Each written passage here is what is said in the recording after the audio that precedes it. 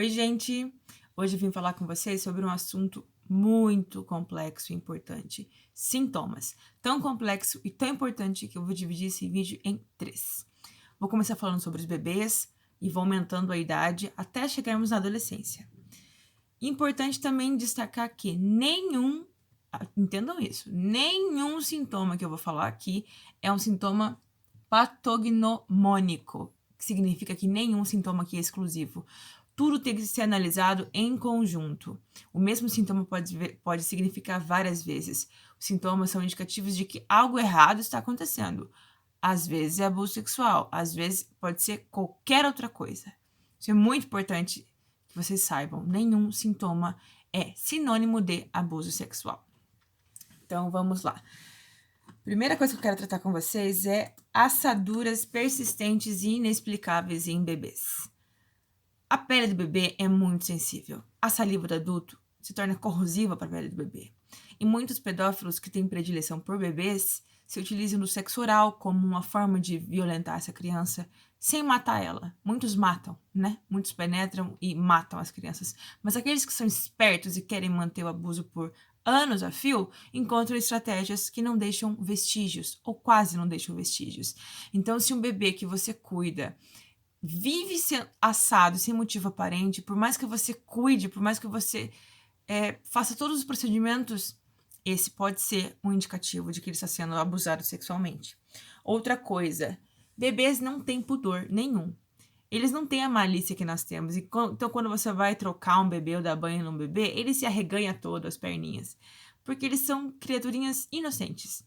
Se uma criança muito pequena oferece resistência ao você trocar a fralda dela ou você ir dar banho nela, presta atenção.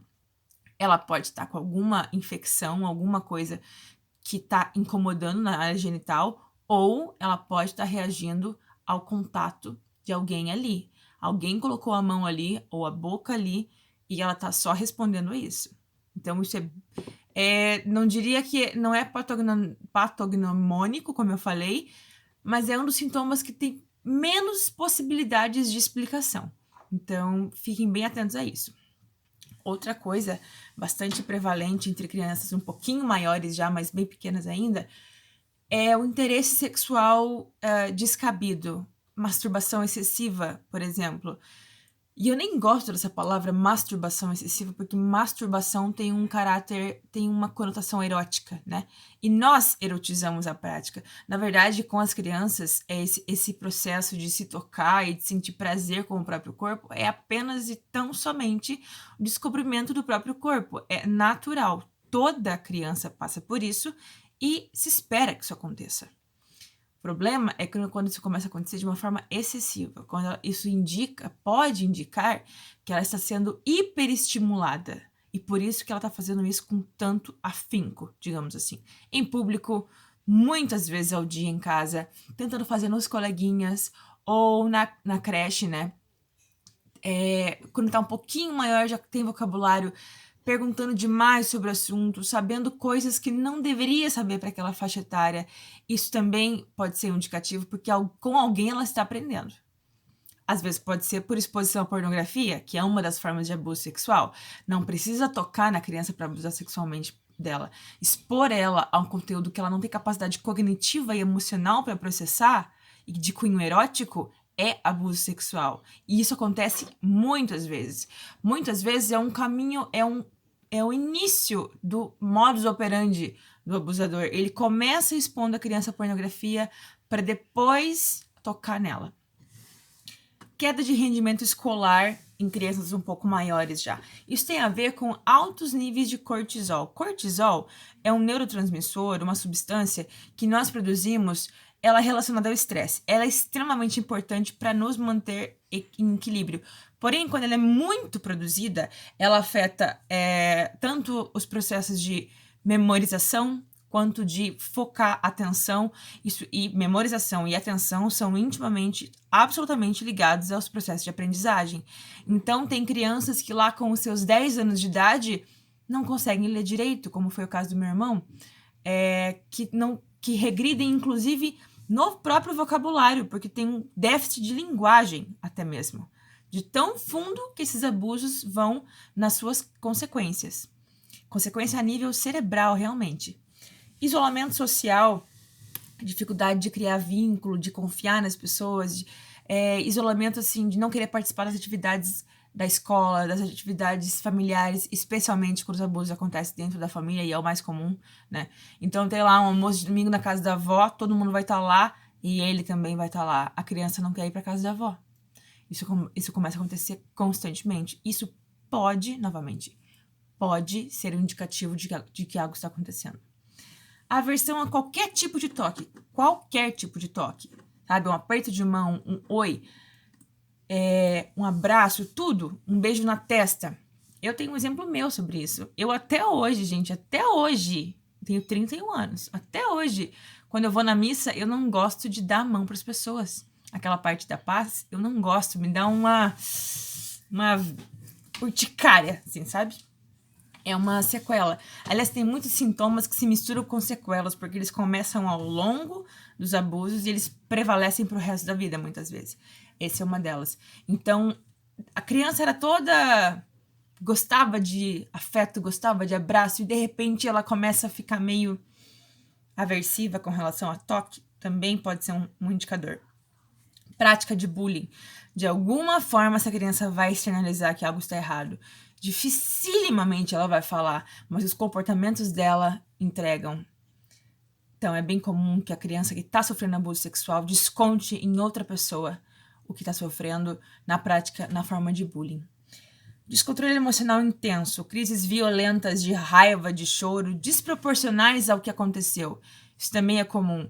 Como eu falei, o abuso sexual, ele prejudica o desenvolvimento, inclusive, de várias estruturas cerebrais que são responsáveis pelo nosso autocontrole. Influencia no desenvolvimento da amígdala, que tem a ver com a nossa agressividade, do córtex pré-frontal, que tem a ver com a nossa tomada de decisão, e diversas outras estruturas. Então, as crianças já são... não são...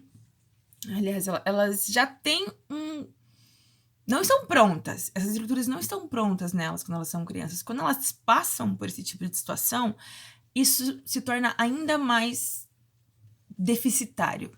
Tem vários estudos, eu estava lendo ontem mesmo para montar esses tópicos aqui. Tem vários estudos que indicam que crianças que passaram por abuso sexual e negligência e abuso físico sistemático têm realmente uma queda perceptível no tamanho de várias estruturas cerebrais que são responsáveis por nós sermos quem nós somos. Compulsão alimentar ou parar de comer, absolutamente. A compulsão alimentar, ela tem duas interpretações aí. Tanto ela pode ser para preencher um buraco emocional, né? Quanto ela pode ter a intenção de engordar para ficar deformada na cabeça da criança, né? Ficar feia para não chamar a atenção do agressor. É uma forma de proteção, um escudo também. Eu passei por isso. Com 10 anos eu comecei a engordar.